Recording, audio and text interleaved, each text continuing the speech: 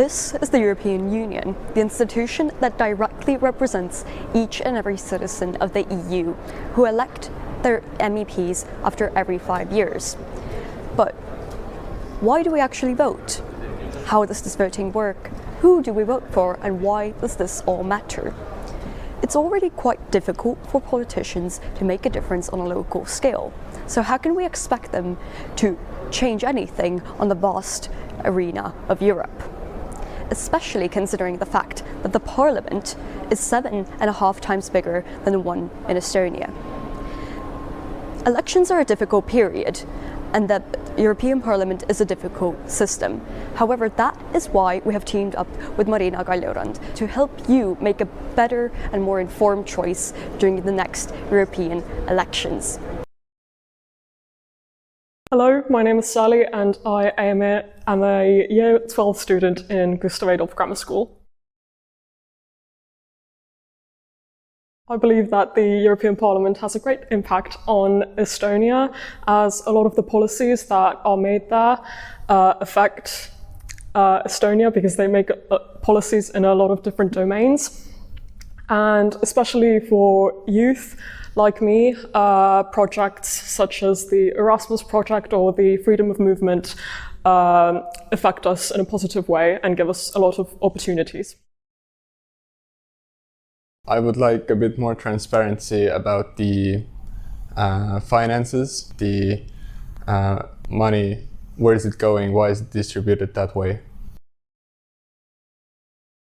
I don't think that it needs any major changes, but I think that maybe some countries are a bit underrepresented, especially smaller ones, and that's something that maybe could be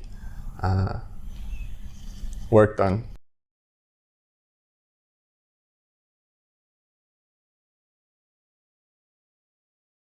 I'd like to ask how they got there, and if it was like a long process, or what were the steps they had to take. Yeah, and also like why they choose their subject, and why they're so interested in changing the subject. Maybe it is interesting to ask how they can introduce other younger people to the European Parliament, because there are a lot of young people who are not really involved in the European Parliament or European politics. I'd like to say maybe education, because I think that's maybe one of the most important things, and something that has become increasingly more important. So I do think it's in the best interest of the European Union to invest in there. Minu nimi on Marina Kaljurand. Ma olen Eestist valitud Euroopa Parlamendi saadik. Ma olen sotsiaaldemokraat ja Euroopa Parlamendis ei esinda ma ei Eesti riiki ega Eesti valitsust, vaid ma esindan oma valijaid. Poliitilise perekonnana olen ma ka Euroopa Parlamendis sotsiaaldemokraatide, või nagu siin vahel nimetatakse progressiivse partei osa. Ja tegelen teemadega, mis minu arvates on Euroopa Liidu põhialused, põhiväärtused, ehk inglise keeles on see libe komitee. Lisaks sellele olen ma asendusliige 2 komitees. Üks on IMCO, mis siis on siseturg ja tarbijakaitse, ja naiste ja võrdõiguslikkuse komitee. Meie töö on korraldatud nädalate kaupa.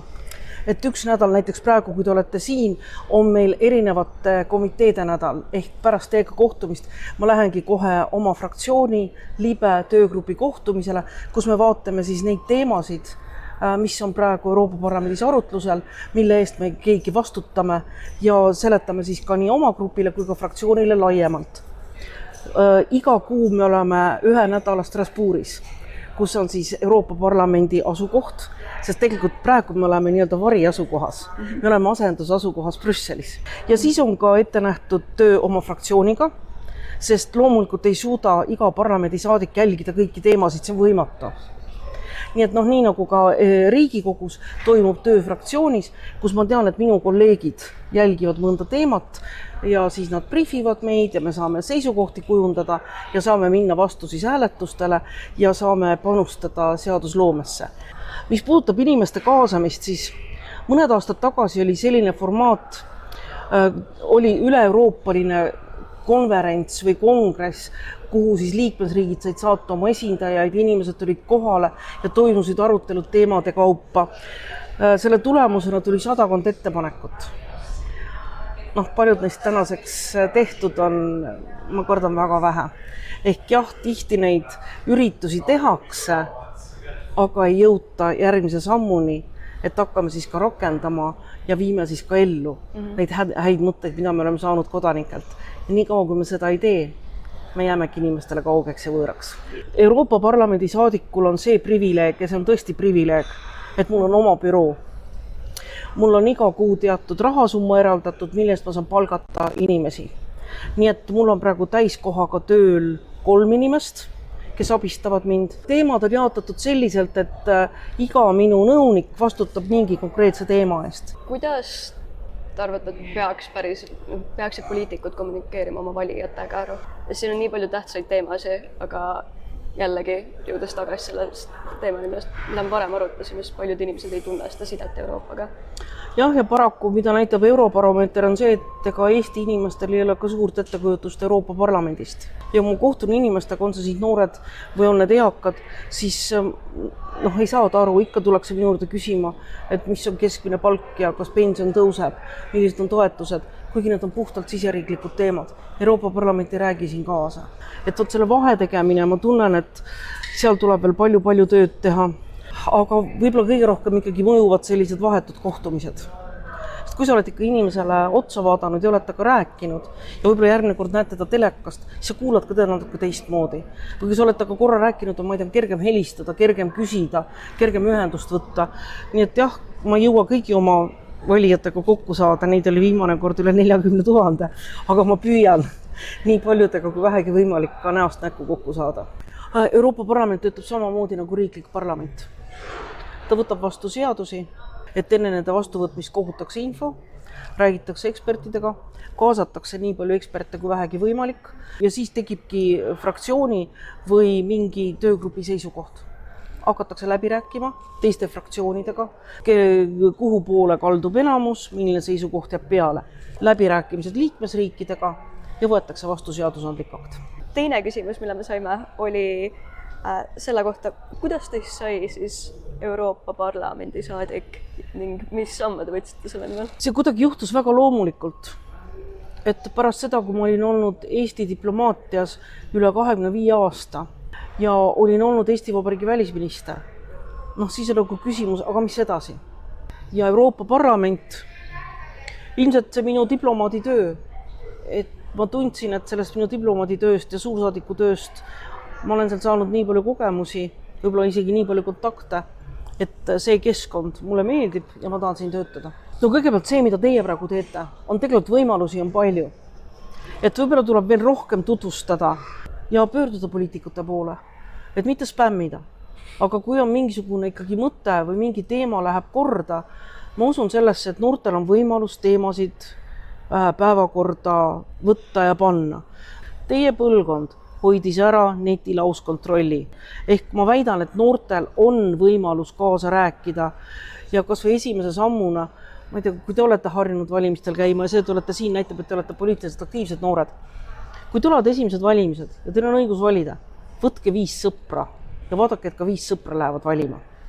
See on juba kõva sõna. Kui vaadata isikuomadusi, ma arvan, kasuks tuleb suhtlemisoskus, kasuks tuleb see, kui sulle meeldivad inimesed. Ka just see esimene samm suhelda, rääkida. Ma ei saa öelda, kas ma esindan kas ma olen esindanud igat ühte, kes mind valis. Ma saan öelda, et igal koosolekul või igal sõnavõtul esindan ma oma maailmavaadet. Ja ma eeldan, et need inimesed, kes mind valisid minu maailmavaate järgi. Siis ma võin öelda küll, et ma esindan kõiki neid. Siin ma olen üks 720-st, aga minu selja taga on minu fraktsioon. Sotsiaaldemokraadid on Euroopa Parlamendi suuruselt teine fraktsioon, meid on 145. Nii et kui ma räägin läbi mõnda teemat, puudutagu see terrorismi, mida iganes, migratsiooni, mida iganes, siis on minu selja taga 144 häält. Ja see on väga tugev jõud. Millised need debatid täpsemalt välja näevad? Need diskussioonid, nad toimuvad erinevatel tasanditel. Nad toimuvad töögruppides, kuhu tulevad kokku siis erinevate fraktsioonide inimesed, kes vastutavad mingi teema eest. Seal on aega rohkem arutada, seisukohti ära kuulata, konsensust ehitada. On arutelud fraktsioonis, kus me saame kokku ja fraktsioonis vaatame erinevaid teemasid, mis erinevatest komisjonidest, erinevatest komiteedest, erinevatest töögruppidest tulevad. Seal on alati rohkem aega. Plenaaristungid ongi üles ehitatud selliselt, et jah, seda nimetatakse debatiks, aga sisuliselt parlamendisaadikud üksteise järel reeglina antakse 1 minut. Aga sellele ikkagi eelneb ettevalmistus. Aega annab mulle fraktsioon, sest kõik tahavad rääkida ja kõik fraktsioonid võetakse suurusjärjekorras läbi. Nii et alustab EPP ja lõpetavad siis paremäärmuslased. Kuid lõpetuseks, mis on mingi sõnum, mida tahaksite edastada noortele õpilastele, kes tahaksid Euroopa tulevikku muuta? Ma arvan, minu sõnum on see, et piire ei ole. Teil on piiramatud võimalused. Eesti võib tunduda Euroopa Liidu perifeeriana, kui me kaarti vaatame, aga Eesti haridus, võimalused, mis Eestis noortel on, minu arust on need ainulaadsed, kasutage neid.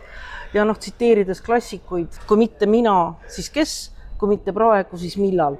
Et kui see teil tiksuks kuskil peas ja te näete midagi, et saab muuta, parandada, ärge olge vait. Hello, my name is Jüri Ratas. I come from Estonia. I'm a member of the European Parliament. I'm working here in the Parliament in 3 different committees. One is ITRE. The main topic is competitiveness, but also included energy, innovation, industry. Then the second committee is the budget committee, and the third one is the housing committee and the crisis here in Europe. I am also the member of the European People's Party, and this fraction is the biggest fraction here in the Parliament. Today I had the group meeting, the People's Party meeting, then I participated here in the democracy conference. But after the lunch, I will have the meeting with one Estonian student and also 1 or 2 meetings which are including mainly the topic what we have today in ITRE. I think that the European Parliament must do and decided this kind of topics which are important for our citizens and also for our entrepreneurs. Maybe one of the biggest challenges today, of course, the Ukraine, but also the cutting the bureaucracy. And I think the duty is also all of these 7 members who elected from Estonia. On the one hand, they must introduce their jobs and doings here in Brussels and in Strasbourg, but also they must listen Estonian citizens. The European Union works every day to make Europe a better place. Whether they achieve it or not is up to your own interpretation. However, the effort is undeniable. But what do you do for Europe? Statistics show that only 36% of youth aged 15 till 24 voted in the 2024 European Parliament elections. These are absolutely diabolical statistics, considering the fact that European Parliament cannot fully represent the average individual if we ourselves do not put effort into making our voices be heard. Brussels and Strasbourg are much closer to you than you think.